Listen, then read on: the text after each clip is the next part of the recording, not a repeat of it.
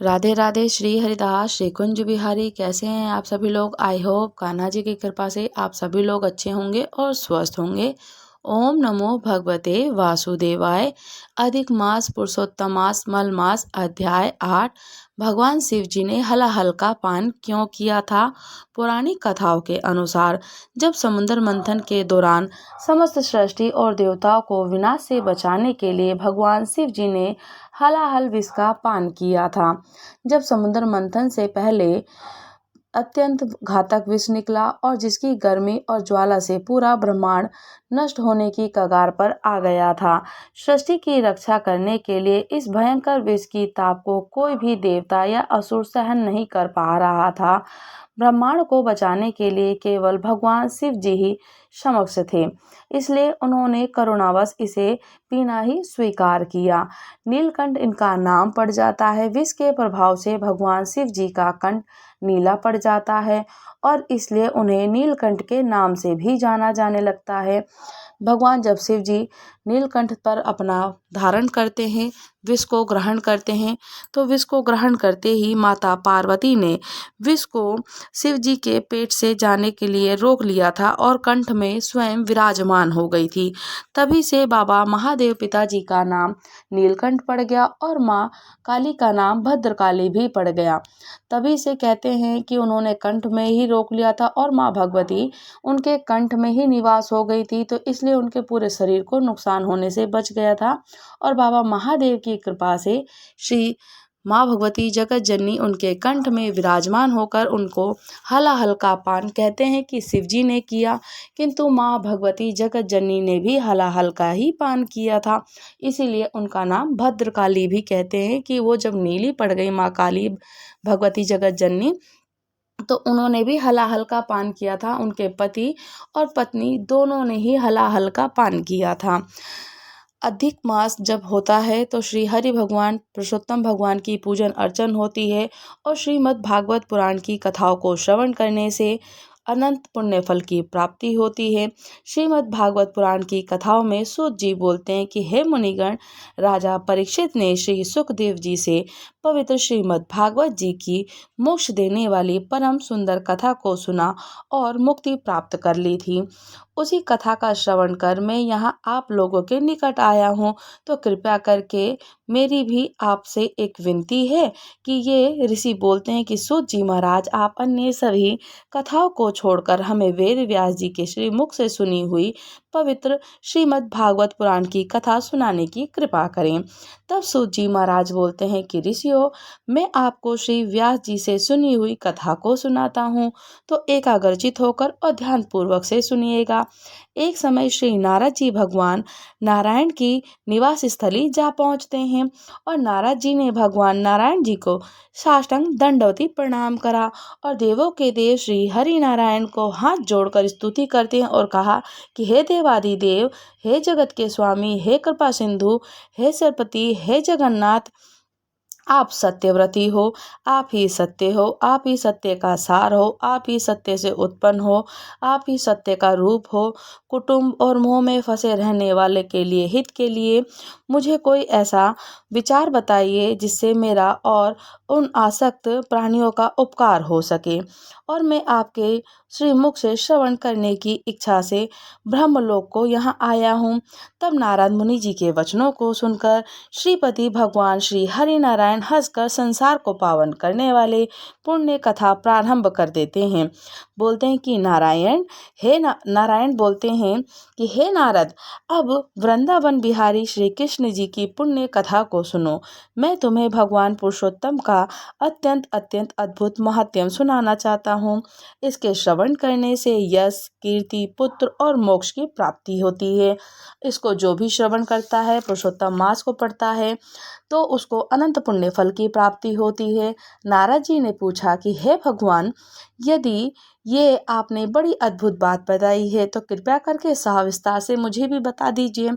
तब सूत जी महाराज के कहने पर मुनिगण और नारायण भगवान नारद जी का वचन सुनकर घड़ी भर मन को एकाग्र करने के पश्चात पुरुषोत्तम देव के विषय में बताने लगते हैं। उन्होंने बताया कि पुरुषोत्तम नाम का एक मास है जिसके स्वामी पुरुषोत्तम है। इनका व्रत करने से पुरुषोत्तम भगवान प्रसन्न होते हैं। तब नारद जी बोलते हैं, मैंने स्वामियों से सहित चैत्र आदि मासों में महात्म्यों को तो सुना है, किंतु हे प्रभु, ये पुरुषोत्तम मास कभी मैंने नहीं सुना है। तो आप सो कृपा करके मुझे पूर्ण रूप से बताइए कि पुरुषोत्तम मास क्या है। हे स्वामी, कृपा करके ऐसी कथा सुनाइए जिसके श्रवण, पाठ और आचरण करने से ही रोग हो, शोक हो और दोष आदि से मुक्ति मिल जाए। तब सूत जी महाराज कहने लगते हैं कि नारद जी के इस प्रकार वचन सुनकर श्री नारायण मधुर स्वर में बोलते हैं कि ऋषियों ने सूत जी से कहा, हे सूत जी महाराज, नरसखा नारायण ने नारद जी को कथा सुनाई, आप मुझे विस्तार से बता रहे हैं। तब सूत जी बोलते हैं, ऋषियों, जैसे नारायण जी ने नारद जी से कहा, अब वह सब मैं तुम्हें आपको बताता हूँ। नारायण जी ने कहा कि सुनो, श्री कृष्ण जी ने राजा युधिष्ठिर से जो भी वह इस प्रकार से कहा था, एक बार धर्मराज अजातशत्रु राजा युधिष्ठिर को दुष्ट दुर्योधन आदि के कपट करके जुए में हरा दिया, और दुर्योधन के कहने पर दुशासन ने द्रौपदी के बालों को पकड़कर खींचा। तब भगवान श्री कृष्ण ने उनकी रक्षा करी। उसके उपरांत प्रतिज्ञा के अनुसार पांडव राज्य का त्याग करके कामाख्या नाम के वन को चले गए थे। वन में पांडवों ने अनेक कष्ट उठाए, अनेक दुख जिए, अनेक दुख देखे, और कई बार भगवान श्री कृष्ण जी ने कामाख्या वन में पधारे। तब अपने निकट भगवान को पाकर श्री हरि नारायण को जब अपने निकट पाते हैं, पांडव अपने प्राणों को लौटा हुआ अनुभव करने लगते हैं। हे भगवान, मैं प्रेम विहिल में मिले और भगवान जी के चरणों के कमलों को प्रणाम करता हूँ। तब द्रौपदी ने भगवान जी के चरणों में बारंबार प्रणाम किया। भगवान बहुत दुखी हुए और भक्तवत्सल विषात्मा भगवान श्री कृष्ण धृतराष्ट्र के पुत्र दुर्योधन आदि को भस्म कर डालने की इच्छा से कोप करने लगते हैं। तब अर्जुन भगवान श्री कृष्ण जी के इस भीम सत्य रूप को देखकर कांप उठते हैं। युधिष्ठिर द्रौपदी ने तब भगवान को हाथ जोड़कर स्तुति करी। अर्जुन ने कहा कि हे नाथ, हे जगतपति, हे स्वामी, आप जगत की रक्षा करने वाले हो, मैं इस जगत से बाहर नहीं हूँ, तब आप मेरी रक्षा क्यों नहीं करते? संसारिक कोप आप दूर कीजिए, आप तो सारी बातों को ही जानते हैं। हे प्रभु, मैं आपके चरणों को प्रणाम करता हूँ।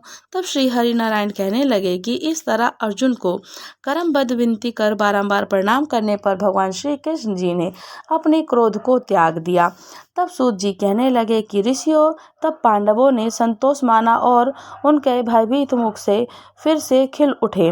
नारायण बोले कि फिर अर्जुन ने भगवान श्री कृष्ण से ठीक यही प्रश्न किया कि जो आपने मुझसे किया है। तब श्री कृष्ण ने 2 घड़ी ध्यान किया और पांडवों के हित के लिए इस प्रकार से वचन बोले। श्री कृष्ण जी ने कहा कि हे राजन, आप ये अनोखा प्रश्न किया, इसका श्री कृष्ण जी ने उत्तर देने में मैं अपने में असमर्थ हूँ। चैत्र आदि मास, टूटे हुए पक्ष, नाड़िकाएं, याम, त्रियाम, ऋतु, मुहूर्त, ययन और उत्तरायण, दक्षिणायन, वर्ग, युग, प्राद, अंत और इनमें परे हो, नदी हो, समुद्र, झील, कुएं, बावड़ी, पल्लव, निर्जल, लता, वृक्ष, औषधि वृक्ष, बांस वृक्ष, वनस्पति, पुरनागर, वर और नगर पर्वत आदि सबके सब मूर्तिमान हैं और आपने अपने गुणों के आकार ही पूज्य हैं। इनके सबको जो अपूजनीय है वो स्वामी रहित है। हे पांडु पुत्र, इनके एक समय अधिक मास की भी उत्पत्ति हो गई। ये सब लोग उसे अनाथ, स्वामीहीन, निंदनीय, अपूजनीय और मलमास, रवि संक्रांतिहीन आदि नाम से पुकारते थे। शुभ कर्मों के लिए इसे त्याज्य कहकर निंदा किया करते थे। ऐसे निंदा और अपमान के वचन सुनकर अधिक मास तेजहीन निरोध दुखी होकर आता है और चिंतित होकर मरणास्त्र हो जाता है। तब अंत में किसी प्रकार अपने मन को समझाकर वह मेरी शरण में आता है। हे अर्जुन, वह वैकुंठ में आया और मुझे साष्टांग दंडवत किया। मेरे दर्शन पाकर उसने करबद्ध होकर अपने नेत्रों से अश्रु भर लिए और अधिक मास भगवान को प्रणाम करता हुआ बोलता है कि हे स्वामी, हे दयानिधि, मैं आपकी शरण में आया हूँ। हे बलिष्ठ, लोग मुझे मलमास कहते हैं, मेरा निरादर करते हैं, मुझे स्वामी रहित कहते हैं, मलिन कहकर मुझे शुभ कर्मों के लिए निमित्त त्याज्य करते हैं। हे दीन वत्सल भगवान, कंस की कोपनीय जिसने आपने वासुदेव की पत्नी को सुरक्षित किया, आप वैसे ही मेरी रक्षा क्यों नहीं करते हैं? दानव नल से ग्वालिनों, ग्वालों और पशुओं को बचाने वाले दीन बंधु आप ही हैं। आप मुझ शरणागत की रक्षा क्यों नहीं करते?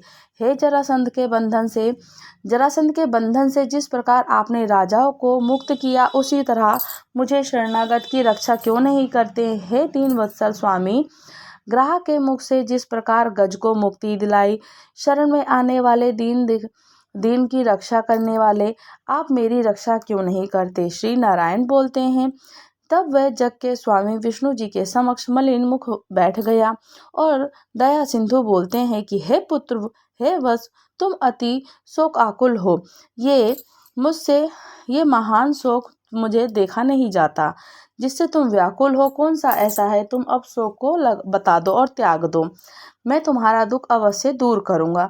जो प्राणी मेरी शरण में आता है उसे कोई दुख नहीं रहता। तुम मृत्यु की कामना क्यों करते हो, ये स्पष्ट कहो।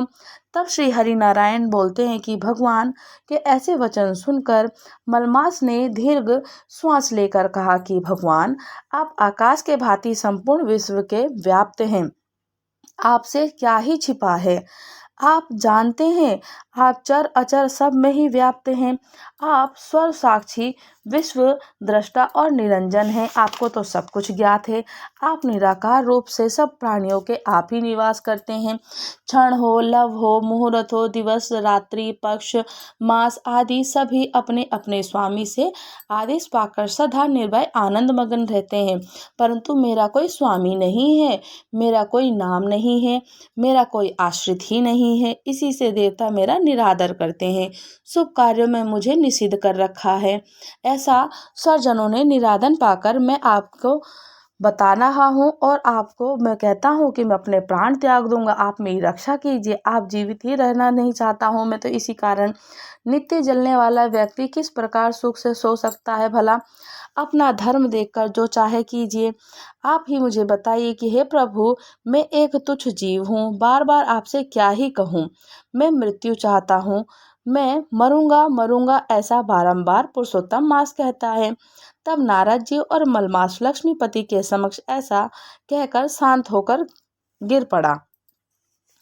उसको इस तरह पछाड़ खाता देख संपूर्ण सभा विस्मय करने लगी। तब नारायण श्रीहरि कहते हैं कि उस समय वह अधिक मास जो ही गिरकर चुप हुआ। श्री कृष्ण भगवान ने दया से भर उठे और उसी प्रकार भगवान से सुंदर वचन बोलते हैं। तब नारद जी ने कहा, चरण में पड़े हुए अधिक मास को श्री भगवान ने क्या उत्तर दिया? कहते हैं कि कहा, उठो और सुनो। विष्णु भगवान ने गरुड़ को संकेत से कोई आज्ञा दी और अचेत अवस्था में पड़े अधिक मास को अपने पंखों से हवा करने के लिए चेतना अवस्था में लाकर बोला कि स्वामी, मैं ये नहीं चाहता कि आपकी शरण में आया हो तो मुझे त्यागिए नहीं, पर हे ऋषिकेश, अधिक मास से बोले हैं पुत्र, तू अब सोच मत, तो चिंता मत कर, अब तो सही है, मुझे तेरे दुख और निवारण का करना ही होगा। एक युक्ति सूझ रही है तेरे निवारण के लिए। तब बोलते हैं कि तू मेरे साथ योगियों को भी दुर्लभ गोलोक में चल, जहाँ की गोपीजनों में मध्य देहस्थ वाले मुरली मनोहर दीनानाथ भगवान श्री विराजमान है। वहाँ श्री कृष्ण जी, वो भगवान श्री कृष्ण ही दुख हरण करने वाले हैं, वही तुम्हारा दुख दूर करेंगे। आओ पुत्र, हम दोनों उन्हीं के समीप चलते हैं। स्वयं श्री हरि नारायण और मलमास अधिक मास जाते हैं श्री कृष्ण जी के पास में। तब नारायण बोलते हैं, इतना कहकर अधिक मास हाथ पकड़कर गौलोक जा पहुंचते हैं। ब्रह्मलोक की भांति गौलोक अव्यवस्थित है, जो 3 करोड़ योजन मंडल आकार भूमि से तेज स्वरूप रत्नों से युक्त है। योगी जन से स्वप्न में भी नहीं देख पाते हैं, केवल वैष्णव जन ही वहां पहुंच पाते हैं। वह आदि व्याधि, जरा, मृत्यु और शोक रहित है। अगणित मंदिरों से सुशोभित है। गोलोक की दाईं ओर शिवलोक है और वहां भस्म रमाए सर्पों का यज्ञोपवीत धारण करने वाले स्वयं शिव जी वहां पर हैं और शिव जी के गण रहते हैं। गण महादेव शंकर जी की जय जयकार करते हैं। बोलिए श्री शंकर भगवान की जय हो।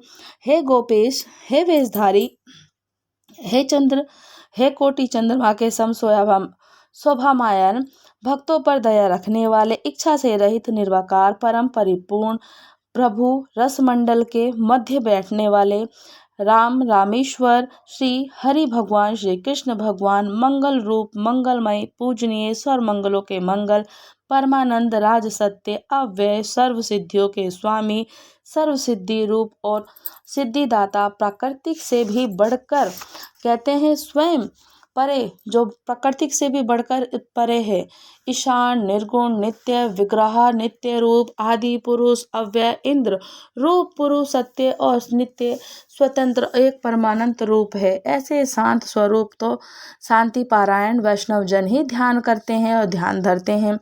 तब नारद जी बोलते हैं कि भगवान विष्णु जी ने गोलोक धाम पहुंचकर क्या किया, सो वो भी सुन लीजिए।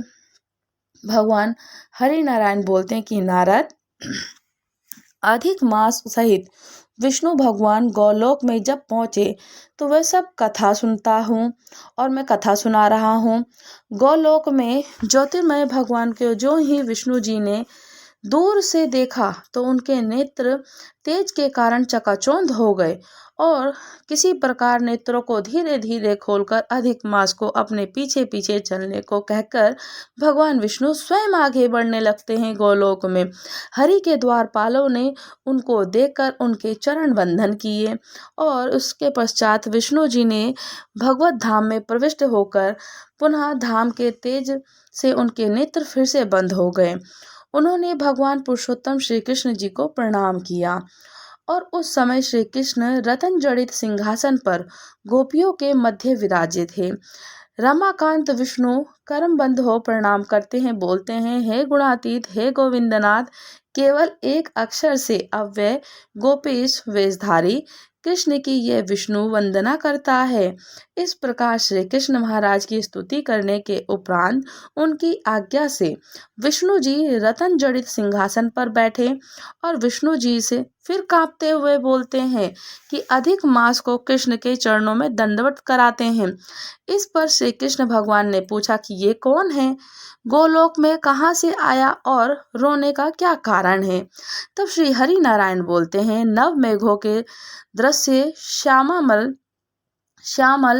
शरीर गोलोक के नाथ वचन सुनकर विष्णु भगवान ने सिंहासन से उठकर आदि से अंत तक अधिक मास के कष्ट वर्णन किए और विष्णु जी को बोलते हैं कि वृंदावन चंद्र, हे कृष्ण, हे स्वामी रहित, आप इसकी दवागिन को दूर कर दीजिए, आप इसके कष्टों को दूर कीजिए। ये अधिक मास है, इसमें रवि की संक्रांति नहीं होती, इसी से ये मलिन और शुभ कर्मों के लिए त्याज्य है, क्योंकि इसको कोई स्वामी नहीं है, कोई इसको मानता नहीं है, सब इसका नरादर करते हैं। इसी से स्नान, ध्यान आदि शुभ कर्मों के लिए त्याज्य किया गया है। 12 महीनों में कला, काष्ठ आदि, उत्तरायण, दक्षिणायन, वर्ष, ये सभी तो स्वामी वाले हैं और गर्व से सभी को अपमानित करते हैं। इसको सब लोग अपमानित कर देते हैं। दुख की ज्वाला से झुलसता हुआ ये अधिक मास मेरे पास आया। इसे अन्य दयालु व्यक्तियों ने मेरे पास भेजा और इसने मेरी शरण में आकर कंपित रुदन करने लगा और मुझे अपना दुख सुनाया। इसका ये महादुख मुझसे देखा नहीं गया और दूर करने के लिए मैं इसको आपकी शरणागत में ले आया। मैं अपने अनेकों कार्य छोड़कर इसलिए आपके समक्ष आया हूँ कि सो मेरा आना सुफल कीजिए। और ऐसे विनय के वचन कहकर भगवान विष्णु जी स्वयं श्री कृष्ण जी के सामने हाथ जोड़कर भगवान के मुख कमल को निहारते हुए खड़े हो जाते हैं। तब ऋषियों ने कहा कि हे सूत जी महाराज, आपके मुख से सुनकर हम हरि की अमृत रूपी कथा को पान कर रहे हैं। हे सूत जी महाराज, हमें अत्यंत आनंद आ रहा है। विष्णु और श्री कृष्ण भगवान जी का संवाद तो स्वर लोक में उपकार्थ सो कार्य से ही होता है और हमें भी सुनने को मिल रहा है। तो प्रभु की कितनी कृपा है कि आपके मुख से श्री विष्णु जी की और कृष्ण जी की लीलाओं का सत्वन कर रहे हैं। हे तपोधन, उनका ही प्रश्न और उनका ही उत्तर सुन रहा हूँ और मैं तुम्हें सुना भी रहा हूँ। तो पुरुषोत्तम मास बोलते हैं अधिक मास, हे विष्णु। तब पुरुषोत्तम हरिनारायण बोलते हैं कि हे विष्णु, आपने ये उचित किया जो मलमास मेरे समीप ले आए इस अधिक मास को।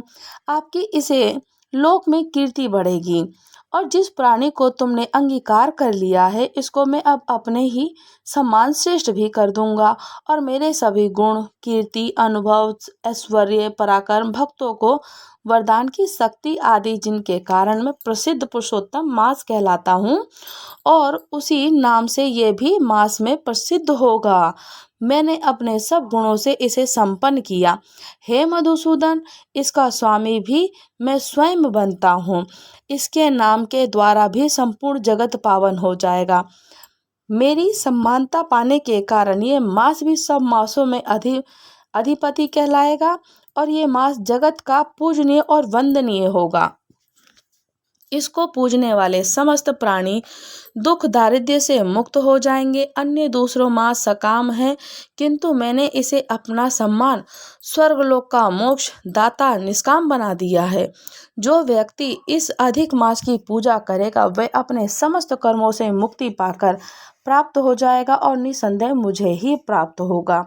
वह पुरुषोत्तम मास अब बिना किसी परिश्रम और कष्ट के मेरे पद को ही गया है और इसको पूजने वाले सब व्यक्ति केवल एक मास के पूजन के व्रत के बिना कष्ट के जरा और मृत्यु रहित से मुक्त होकर मेरे ही पद को प्राप्त होंगे। चातुर्मास यज्ञ करके स्वर्ग की प्राप्ति होती है और वहाँ के भोगों को भोगने के पश्चात पुनः पृथ्वी पर आना पड़ता है, किंतु विधि और श्रद्धा पूर्वक से जो इस पुरुषोत्तम मास को पूजेगा वह अपने परिवार सहित मुझे निश्चय ही प्राप्त कर लेगा। मुझे प्राप्त कर वह जन्म, मृत्यु आदि, व्याधि और जरा आदि से मुक्त होकर इस संसार में जन्म ही नहीं लेगा। मेरे परम धाम को जो वेद धाम बताते हैं वहां पर ये निवास होगा और वहीं आना होगा, फिर आना ही नहीं पड़ता, वहीं निवास हो जाता है। और ये सत्य है। मैं जो इस मास का स्वामी होता हूँ उसे मैंने ही प्रतिष्ठित किया और मेरा पुरुषोत्तम नाम भी इसको प्राप्त हुआ। हे विष्णु, भक्तों की पूजा मुझे प्रिय है। मैं अपने भक्तजनों की कामनाओं की पूर्ति में कभी देरी नहीं करता, क्योंकि इस मास के भक्त मुझे अत्यधिक प्रिय हैं और मैं उनकी कामनाओं को तो जल्द ही पूर्ण करूंगा। जो महा अज्ञान और घिरे हुए व्यक्ति हैं, अज्ञानों से, जो महाज्ञानी है, अज्ञानी है, जो को पापी है, उनको पूजन, हवन, दान, जप करेंगे तो वो जो सत्कर्म करेंगे तो वो मेरे ही धाम को प्राप्त होंगे। और जो दुराचारी होंगे, भाग्य जीव होंगे, दुष्ट, कभी मेरे पास नहीं आएंगे। चिर दुखी रहेंगे, दुष्ट दुर्भागी होकर जन्म लेंगे। जो मूर्ख जीव अधिक मास की अपेक्षा करके धार्मिक कार्य संपन्न करेंगे वह नरक में ही जाएंगे। जो धार्मिक कार्य संपन्न नहीं करेंगे, किसी की पूजन अर्चन नहीं करेंगे, नाम जप नहीं करेंगे, कीर्तन नहीं करेंगे या फिर कोई हवन यज्ञ नहीं करेंगे, तो वो सबके सब लोग नरक में ही जाएंगे। और इसमें धार्मिक कार्य संपन्न नहीं करेंगे वह नरक में ही जाएंगे।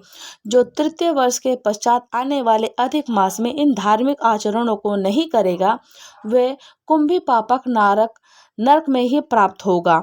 इस संसार में जन्म लेकर पुत्र, पौत्र, स्त्री आदि के महान दुख रूप को दावानल में पड़कर जलेंगे।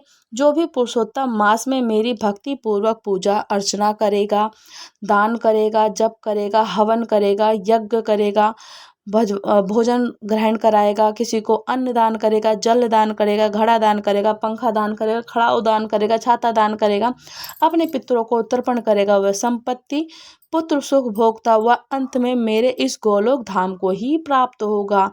हे रमापति, इस मास के विषय में आप चिंता ना करें और बैकुंठ लोक को पधारें और इसको अपने साथ ले जाइए।